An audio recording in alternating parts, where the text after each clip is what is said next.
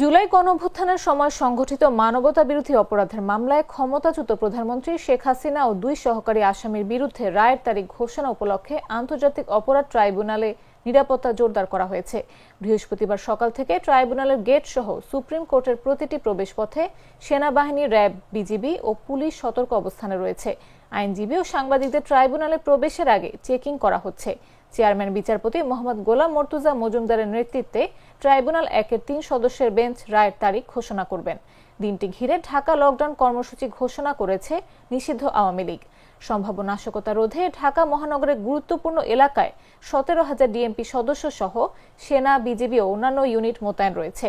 নিরাপত্তা নিশ্চিত করতে বুধবার থেকে ঢাকার প্রবেশপথগুলোতে চেকপোস্ট, গণপরিবহন তল্লাশি ও সন্দেহভাজন ব্যক্তিদের তল্লাশি কার্যক্রম চালানো হয়েছে। আজও এসব কার্যক্রম অব্যাহত রয়েছে।